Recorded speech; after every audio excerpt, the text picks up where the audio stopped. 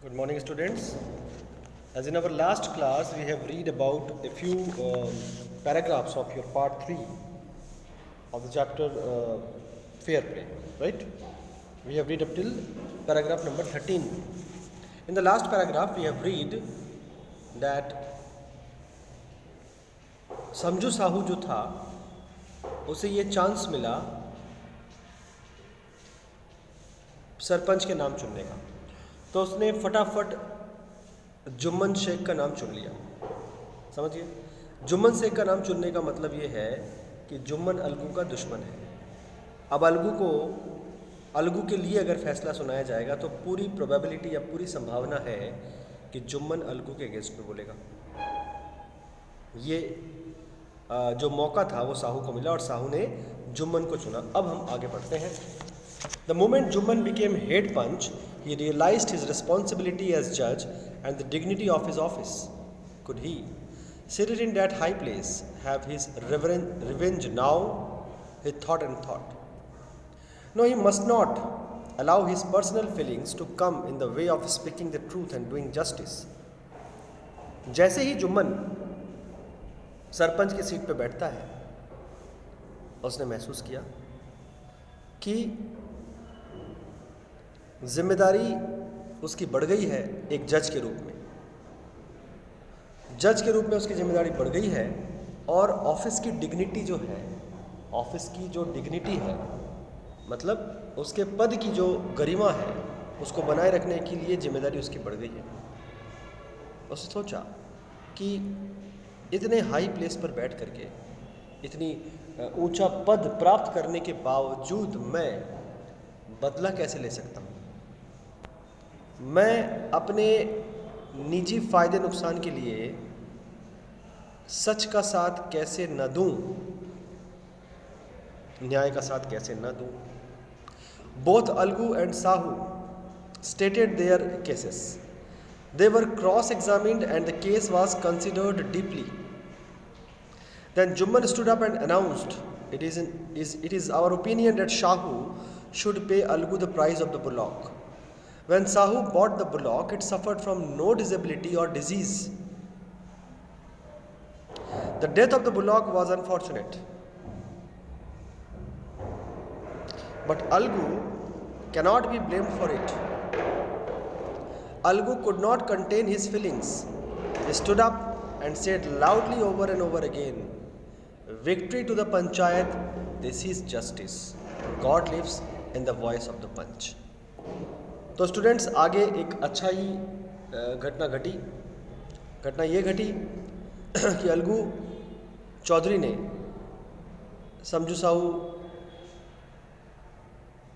अलगू चौधरी और समझू साहू का जो केस था उसको जुम्मन शेख ने बड़े अच्छी तरह से सुना, दोनों की बातें सुनी और बहुत गहराई से इस बारे में विचार विमर्श हुए। एक दूसरे व्यक्तियों का क्रॉस एग्जामिनेशन हुआ।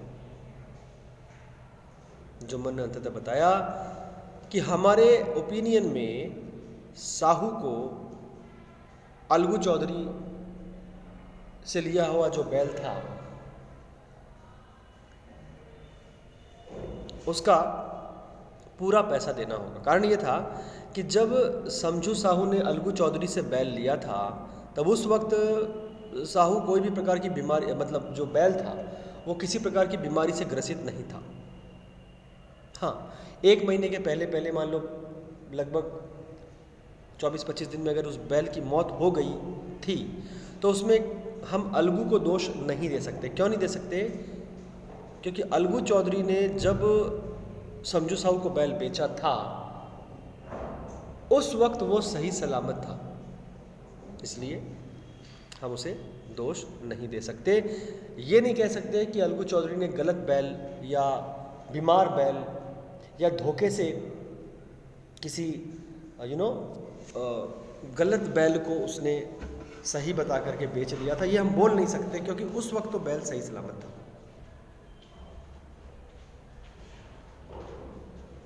फिर अलगू चौधरी खड़ा हुआ ये सुन करके और बहुत अप्रत्याशित रूप से, अनएक्सपेक्टेड रूप से अलगू चौधरी बहुत ज़्यादा खुश हो गया। क्यों खुश हो गया? क्योंकि उसके पक्ष में ये फैसला आया था और बड़ा आश्चर्य की बात थी कि ये उसके पक्ष में फैसला आना भी बड़ा आश्चर्य की बात थी। फैसला आया था, वो खड़ा होकर के बोलता है कि पंचायत की जय हो, यही न्याय है। सच में पंचों के दिल में भगवान बसते हैं, पंचों की आवाज़ में भगवान बसते हैं, ऐसा अलगू चौधरी ने बेहद खुश होकर के कहा। Soon after, Jumman came to Algu, embraced him and said, "Since the last panchayat I had become your enemy. Today I realized that it meant to be what it meant to be a panch. A panch has no friend nor enemy. He knows only justice. Let no one deviate from the path of justice and truth for friendship or enmity." Jumman Sheikh Algu Chaudhary के पास आया और चूंकि उसने कुछ देर पहले ही अलगू चौधरी के पक्ष में फैसला सुनाया ही था और न जाने उसको क्या एहसास हुआ उस सीट पर बैठ करके, न जाने उसको क्या एहसास हुआ और उसने अलगू चौधरी को बोला, अलगू आओ मेरे गले लग जाओ। उसने गले लगा लिया और कहा कि पिछली पंचायत में जब तुमने मेरे खिलाफ फैसला सुनाया था, वो फैसला हो गया था। मैं तुम्हें पसंद नहीं करता था, मैं तुम्हें अपना दुश्मन मानता था, लेकिन आज मैंने महसूस कर लिया कि पंच क्या होते हैं। सरपंच की सीट पर बैठ करके मैंने ये महसूस किया, शायद ईश्वर ने मुझसे ये महसूस करवाया कि पंच का न तो कोई दोस्त है न कोई दुश्मन, पंच को सिर्फ और सिर्फ न्याय चाहिए होता है। इसलिए हमें न्याय के पथ से डिगना नहीं चाहिए, चाहे न्याय के पक्ष जो है पथ में आने वाला जो ये है, न्याय के पथ में बोलने के लिए या चलने के लिए हमें कई बार दोस्ती और दुश्मनी से ऊपर उठना पड़ता है। ये मुझे समझ में आ गया है। दोनों दोस्त गले मिलते हैं और इस तरह से काफ़ी रोते हैं। वो काफ़ी रोते हैं कि उन लोगों ने इतनी गहरी दुश्मनी निभाई। ये जो इतनी गहरी उन्होंने दुश्मनी निभाई, ये बहुत दुख की बात थी, बहुत दुख की बात थी कि उन्होंने मिसअंडरस्टैंडिंग बोल सकते हो, ठीक है, के कारण उन्होंने बहुत दुख निभाया। सबको कहीं ना कहीं अपनी गलती का एहसास हो गया। भाई अलगू तो पहले से ही गलत नहीं था, अलगू तो शुरू से ही सही आदमी था, जुम्मन गलत था। तो जुम्मन के खिलाफ जब अलगू ने पहले फैसला सुनाया था कि उसको चाची को हर महीने एक फिक्स्ड अमाउंट देना होगा ताकि चाची अपना खाना अलग से बना सके, या तो ये करे और या फिर वो ये करे कि वो जो है चाची को या तो पैसा दे दे और या फिर वो चाची की संपत्ति को लौटा दे। फैसला ये हुआ था। हालांकि उस बारे में बाद में क्लियर नहीं किया गया है इस चैप्टर में कि जुम्मन शेख ने महीने का जो खर्चा है चाची को वो देना स्वीकार किया या वो देने लगा, या फिर जुम्मन शेख ने पूरी प्रॉपर्टी चाची के नाम दोबारा लौटा दी। इन दोनों में से उसने क्या किया था ये तो तय नहीं हो पाया, ये तो क्लियर नहीं किया गया चैप्टर में। हम अनुमान लगा सकते हैं कि दो में से कोई एक चीज़ हुई होगी और संभवतः चाची का खर्चा उसने देना शुरू किया होगा, क्योंकि पूरी प्रॉपर्टी देने का मतलब है कि जुम्मन शेख जो था वो रास्ते में आ जाएगा, तो वो अपने परिवार को या अपनी पत्नी को या बच्चे को रास्ते में तो नहीं लाना चाहेगा। तो इसलिए उसने समझौता किया और समझौता करके उसने खर्चा महीने की मेहनत देना तय किया होगा, ऐसा हम अनुमान लगाते हैं। तो कुल मिलाकर के वो जो फैसला था वो जुम्मन शेख के इच्छा के विरुद्ध था, पूरी तरह से उसकी इच्छा के विरुद्ध था। लेकिन स्टूडेंट्स एक बात याद रखना कि कई चीज़ें लाइफ में हमारी इच्छा के विरुद्ध हो सकती हैं। भाई हम कुछ चाहते हैं लेकिन होता कुछ और है, अक्सर ऐसा जीवन में होता है। लेकिन याद रखना स्टूडेंट्स कि जो होता है कहीं ना कहीं बहुत गहराई से अगर सोचोगे तो आपको पता चलेगा कि वो अच्छे के लिए ही होता है। कहीं ना कहीं बहुत गहराई पर सोचने पर ही आपको ये बात समझ में आएगी। अदरवाइज़ ऊपरी तौर पर अगर किसी का छोटा मोटा एक्सीडेंट हो जाता है तो वो लगेगा कि ये उस व्यक्ति के लिए बुरा हुआ। अगर कोई बंदा अपने माँ बाप से बिछड़ता है, मान लो कहीं दूर नौकरी करने गया है या दूर कहीं पढ़ाई करने गया है, तो ऊपरी तौर पर लगेगा कि ये एक दुख है। लेकिन गहराई से अगर सोचो तो जो बंदा अपने घर से, अपने माता पिता के घर से दूर गया है, तो वो कहीं ना कहीं अपनी पढ़ाई करने के लिए या अपने आप का भविष्य संवारने के लिए गया है। है कि नहीं? तो इसलिए वो कहीं ना कहीं उसके माता पिता के लिए भी अच्छा होगा, क्योंकि कल को कुछ महीने बाद, कुछ साल बाद, 2-3 साल बाद जब भी वो कमाने लगेगा, अच्छा कमाएगा, किसी अच्छे ओहदे पर पहुंच कमाएगा, तो माता पिता का कोई दुख ही नहीं रहेगा। तो कुछ समय का जो दुख होता है वो अक्सर लंबे समय का सुख का कारण होता है। इसलिए हमें ऐसा नहीं सोचना चाहिए कि जो हो रहा है हमारे साथ बुरा हो रहा है, जो भी हो रहा है वो अच्छा ही हो रहा है।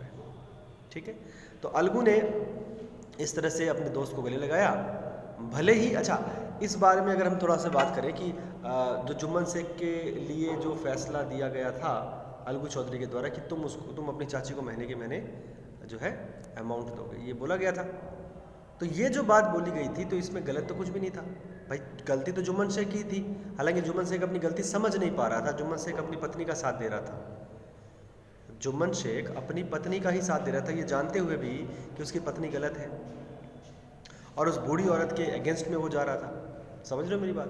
बूढ़ी औरत के अगेंस्ट में जा रहा था, बूढ़ी औरत की संपत्ति को हथियाने के बाद बूढ़ी औरत का साथ नहीं दे रहा था। एक तो ये बात, और दूसरी बात उनको जो है परेशान कर रहा था, वो खाना भी नहीं दे रहा था और खर्चा भी नहीं दे रहा था, और जबकि बूढ़ी औरत ने अपनी पूरी संपत्ति उनके नाम कर दी थी। था तो ये पूरी तरह से अन्याय। जुम्मन जरूर मनी मन कहीं ना कहीं जानता होगा ये अन्याय था, लेकिन जुम्मन अपनी पत्नी की बातों में आकर के, कई बार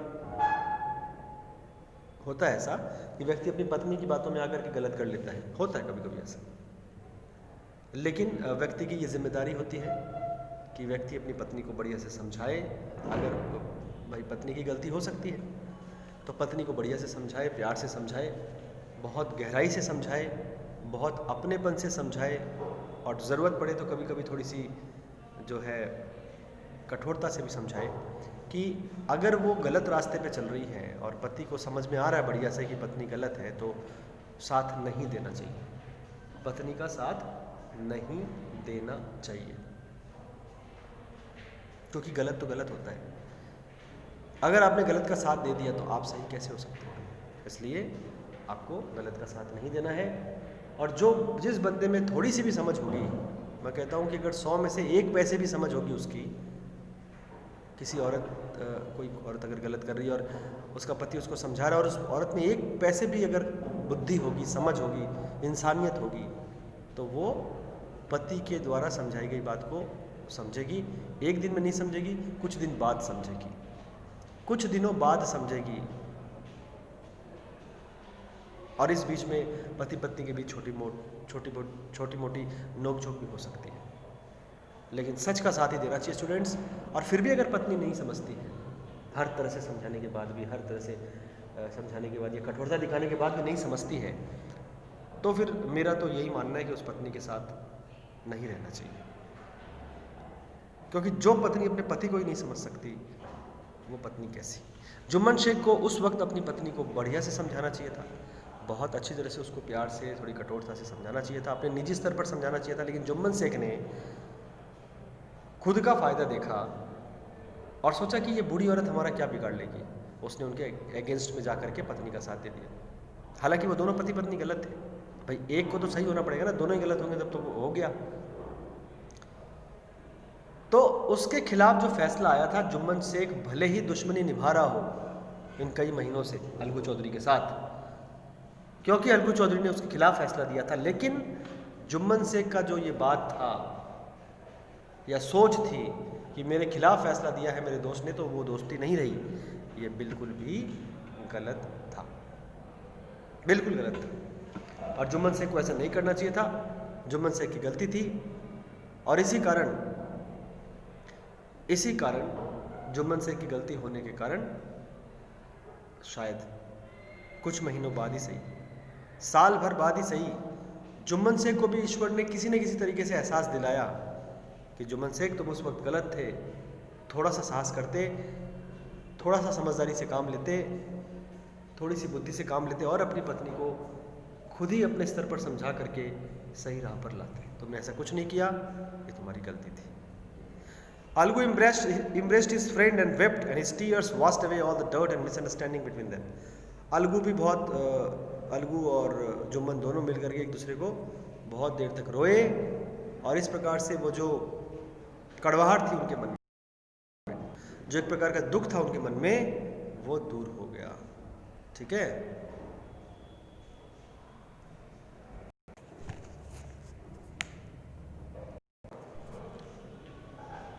सो स्टूडेंट्स अब हम लोग एक्सरसाइज की तरफ बढ़ते हैं। वर्किंग विद द टेस्ट में क्वेश्चन है, आप पेज नंबर 91 में देख सकते हो अपनी टेक्स्ट बुक के, कि match the sentences under 1 and with those under 2। ठीक है, सेंटेंसेस 1 में और 2 में आपको मैच करना है। 5 sentences are given in both the parts, और वो मैचिंग का आंसर मैं आपके साथ आपको शो कर रहा हूँ। और अभी आज हम सिर्फ यहीं तक करेंगे, और इसकी अगली एक्सरसाइज जो है, the next exercise after 1 number is actually क्या है वो, हु सेड टू होम है, who says this to whom and why, और फिर एक फ्यू क्वेश्चन आंसर्स हैं। तो ये सब हम लोग बाद में डिस्कस करेंगे। अभी फ़िलहाल हम लोग सिर्फ फर्स्ट वाला मैं आपके साथ मैचिंग का आंसर शेयर कर रहा हूँ। आप देख सकते हो स्क्रीन में, Jumman and Algu were the best friend के साथ मैच होगा 3rd number. In the absence of one the other took care of his family. ठीक है, दूसरा वाला है, Jumman's aunt transferred her property to him, the condition was that he would be responsible for her welfare. Jumman की चाची ने अपना पूरा संपत्ति जुम्मन के नाम कर दिया, क्योंकि उन्होंने एक शर्त रखी कि उनकी देखभाल वो करेगा। ठीक है, ये वाला बोलना। The aunt decided to appeal for the to the panchayat का आप बोलना कि ये जो है इसका सी वांटेड जस्टिस। आंट ने पंचायत को इसलिए अपील की थी क्योंकि वो न्याय चाहती थी। ये आपको करना पड़ेगा, जब वो न्याय चाहती थी। फिर Algu was unwilling to support the aunt का होगा, the bond of friendship between him and Jumman was very strong. ठीक है, अलगू चाची को बेसिकली सहायता नहीं देना चाह रहा था और सरपंच नहीं बनना चाह रहा था। इसका कारण ये था कि जुम्मन शेख और अलगू चौधरी की दोस्ती बहुत गहरी थी, लेकिन दुर्भाग्यवश उसको साथ देना पड़ा। बाद में दुर्भाग्यवश नहीं बोलूँगा, सौभाग्यवश देना पड़ा। सौभाग्यवश इसलिए देना पड़ा क्योंकि जो है, समझ रहे हो कि उसने न्याय का साथ दिया लास्ट में, दोस्ती का साथ नहीं दिया। Jumman was very happy to hear Algu's name as head panch. Jumman बहुत खुश हो गया अलगू का नाम सुन करके हेड पंच के रूप में, क्योंकि ही believe that his friend would never go against him. वो मानता था कि वो उसका दोस्त जो है वो उसके खिलाफ नहीं जाएगा। तो स्टूडेंट्स आज हम लोग यहीं तक करेंगे, और अगले पीरियड में या आई मीन अगले वीडियो में we will do the other exercises of this particular chapter. Students, a few students has the issue that sometimes a teacher just translate the subject from English to Hindi, and they don't find it so interesting or so helpful. Actually, the good students always wants that not only translating something. Students who are really good in studies, who are really serious in studies, really actually wants that